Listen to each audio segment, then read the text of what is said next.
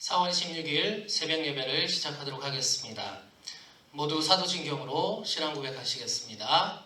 나는 전능하신 아버지 하나님 천지의 창조주를 믿습니다.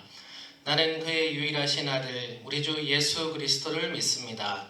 그는 성령으로 잉태되어 동정녀 마리아에게서 나시고 본디오 빌라도에게 고난을 받아 십자가에 못 박혀 죽으시고 장사된 지 사흘 만에 죽은 자 가운데서 다시 살아나셨으며 하늘에 오르시어 전능하신 아버지 하나님 우편에 앉아 계시다가 저리로서 살아있는 자와 죽은 자를 심판하러 오십니다. 나는 성령을 믿으며 거룩한 공교회와 성도의 교제와 죄를 용서받는 것과 몸의 부활과 영생을 믿습니다. 아멘. 찬송가 211장 함께 찬양하겠습니다.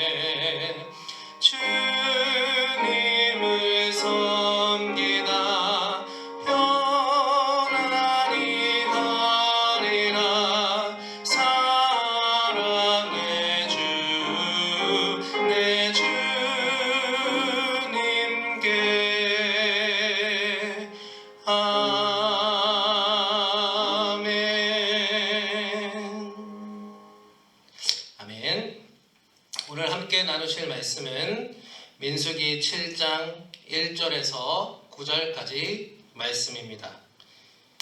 민수기 7장 1절에서 9절 말씀 봉독하겠습니다. 모세가 장막 세우기를 끝내고 그것에 기름을 발라 거룩히 구별하고 또 모든 기구와 제단과 그 모든 기물에 기름을 발라 거룩히 구별한 날에 이스라엘 지휘관들 곧 그들의 조상의 가문의 우두머리들이요 그 지파의 지휘관으로서 그 계수함을 받은 자의 감독된 자들이 헌물을 드렸으니 그들이 여호와께 드린 헌물은 덮개 있는 수레 6대와 소 12마리이니 지휘관 2사람의 수레가 하나씩이요 지휘관 1사람의 소가 1마리씩이라 그것들을 장막 앞에 드린지라. 여호와께서 모세에게 말씀하여 이르시되 그것을 그들에게서 받아 레위인에게 주어 각기 직임대로 회막 봉사에 쓰게 할지니라.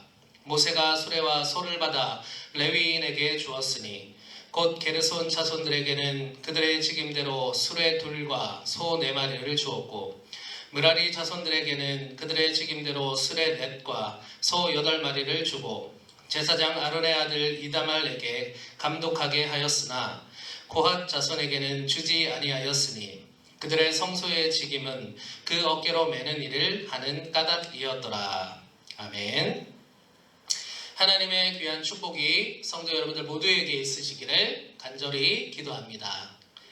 오늘 민수기 7장에는 하나님의 성막이 세워진 후에 있었던 일인데 그 성막이 다 세워진 후에 각 지파의 지도자들이 성막의 물품을 이제 행군을 하게 되면 성막을 펼쳤다가 다시 접어서 이동을 해야 되는데 그때 사용하게 될 수레 6대와 그리고 수레를 끌 12마리의 소를 각 지휘관들이 헌물하는 장면이 기록되어 있습니다.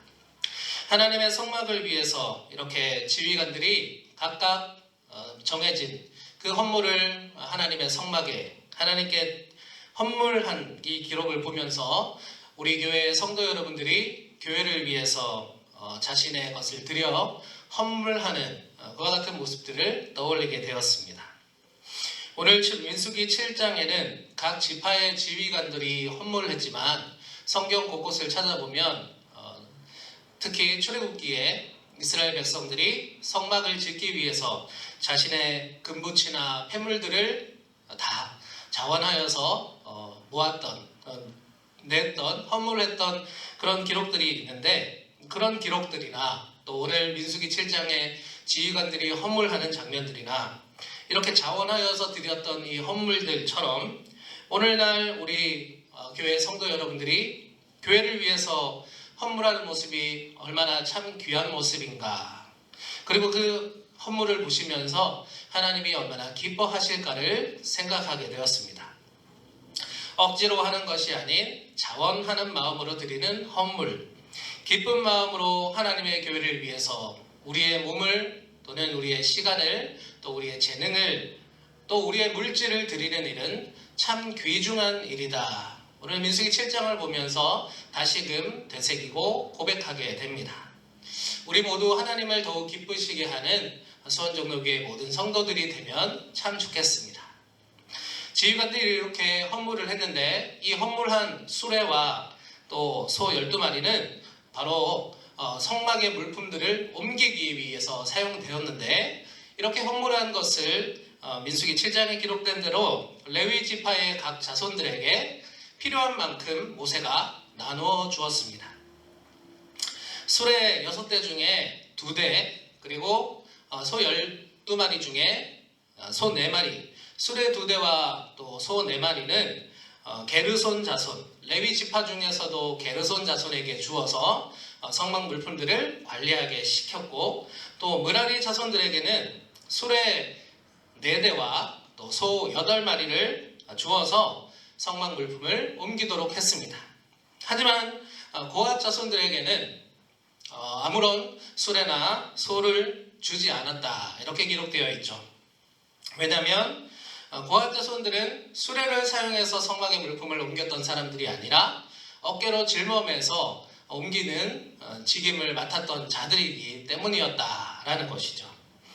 각 자손별로 레위 지파의 그 각 자손별로 담당했던 성막의 그 기구들을 한번 살펴보니까 게르손 자손은 성막의 휘장과 또 장막의 덮개, 그다음 회막 휘장 문, 그리고 뜰의 휘장 문 그런 기구들을 담당하고 있었고 또 므라리 자손은 장막 널판이나 기둥, 또 기둥 받침, 또 말뚝 그리고 성막을 고정하는 줄 이와 같은 것들을 담당했었다라는 것입니다. 그리고 아무것도 수레나 소도 주어지지 않았던 고핫 자손을 보니까 고핫 자손은 하나님의 증거궤 그리고 진설병이 놓여지는 진설병 상 그리고 등잔대 또 금제단 등 성소 안에 성막 안에 들어가는 그 귀중한 물품들을 담당했습니다.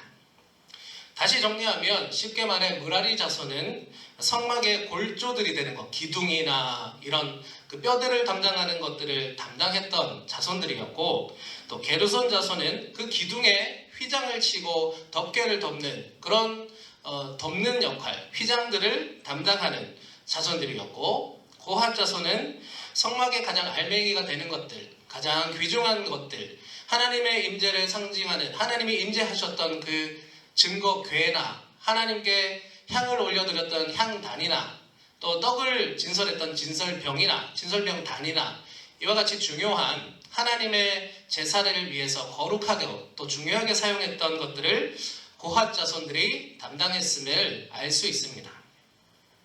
고핫 자손은 성막의 가장 중요하고 또 가장 거룩한 기구들을 담당했기에 수레와 소를 사용하지 않고 직접 어깨로 그것들을 짊어매도록 했다라는 것이죠. 그냥 겉으로 보기에는 고핫 자손에게만 수레도 안 주고 또 그것을 끌 소도 안 주어서 차별 대우하는 것, 고핫 자손을 제일 하대하는 것처럼 그렇게 보일 수도 있었지만, 사실 가장 중요한 성막의 기구를 담당하는 족속이었기 때문에 이 고핫 자손은 어깨로 그것을 짊어져야 됐다라는 것이죠. 어깨로 짊어진다, 이 말은 어떤 의미가 있을까요? 성막의 기구들을 소가 끄는 수레에 이렇게 실어서 이동했다면 그 자손들은 그렇게 육체적으로는 힘들지 않았을 것이다 생각이 듭니다. 소가 끌었고 수레가 실었기 때문이죠. 손쉽게 성막의 기구들을 옮길 수 있었을 것입니다.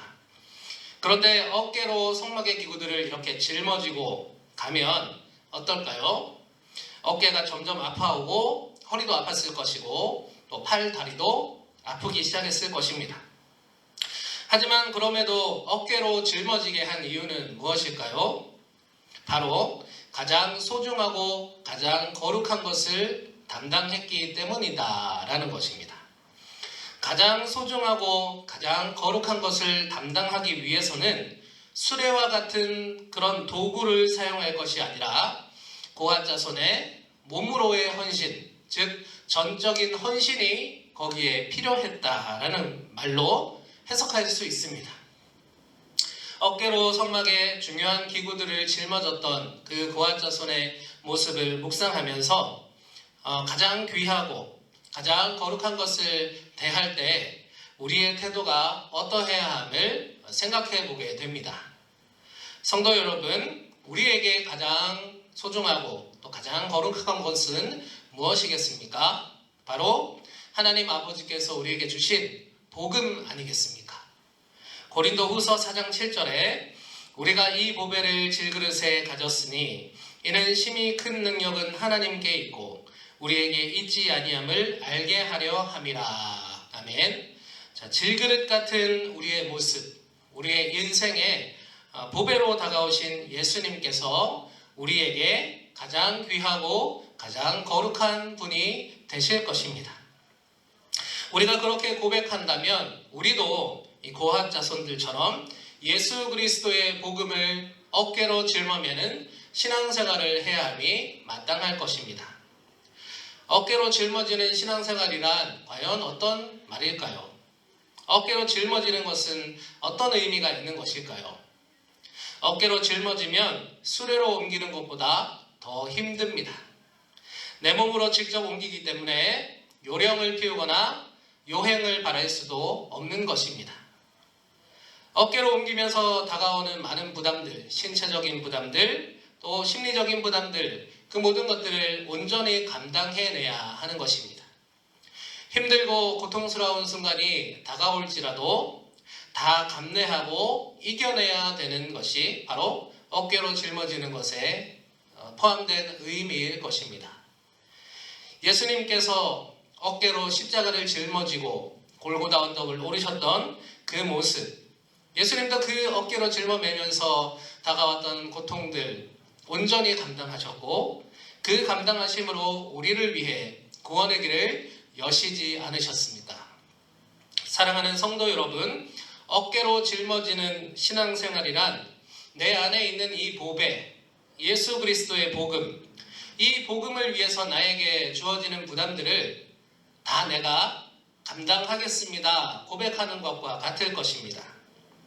어깨로 짊어지기 위해서, 이 복음을 내가 어깨로 짊어지고 가기 위해서 세상 가운데 그리스도인답게 정직하게 살겠습니다. 어깨로 짊어지기 위해서 코로나19가 이제 잠잠해지면 전도지 들고 한 사람 한 사람 만나면서 전도하겠습니다. 어깨로 짊어지기 위해서 나에게 맡겨져 있던 많은 사역들, 그 사역을 온전히 감당하겠습니다. 어깨로 짊어지기 위해서 때때로 내가 고난을 당하고 어려움을 당하게 되어도 내 안에 있는 복음을 잘 감당하기 위해서 제가 그것을 기쁘게 감내하고 또 주님 주시는 능력으로 이겨내겠습니다. 이렇게 고백하는 것이 바로 어깨로 짊어지는 신앙생활이 될 것입니다. 사랑하는 성도 여러분, 하나님께서 우리에게 가장 소중하고 거룩한 것을 주셨고 또 맡기셨습니다. 그 거룩하고 소중한 것, 이것을 우리가 함께 어깨로 짊어지고 나아가는 수원정도교회 모든 성도 여러분들이 되면 참 좋겠습니다. 하나님께서 우리 수원정도교회 또 성도 여러분들에게 힘 주시고 능력 주시기를 간절히 기도합니다. 주신 말씀 기억하시면서 함께 기도하겠습니다. 하나님 감사합니다. 우리에게 질그릇 같은 우리에게 가장 귀한 보배인 예수 그리스도, 즉 그 복음의 소식을 주심에 감사드립니다. 그 옛날 고아자손들이 하나님의 귀하고 소중한 성물들을 어깨로 짊어지고 그 광야를 걸어서 가나안 땅까지 걸어갔던 것을 기억합니다. 하나님, 우리의 인생이 광야와도 같다면 가나안 땅으로 갈 때 우리에게 맡겨주신 이 가장 귀하고 소중한 주님 주신 이 복음, 이 세상 가운데 잘 감당하게 하여 주시옵소서. 요행을 부리는 신앙생활이 아니라 어깨로 짊어지게 하셔서 온전히 감당하게 하시고 정직하게 감당하게 하시고 책임감 있게 감당하는 우리가 되게 하여 주시옵소서. 오늘 하루도 호흡 주심을 감사합니다. 이 주신 호흡 헛되이 사용하지 않고 하나님 주신 복음 위에 어깨로 짊어지고 사는 우리들 될 수 있도록 인도하여 주시옵소서. 감사드리며 우리 주 예수 그리스도 이름으로 기도드립니다. 아멘.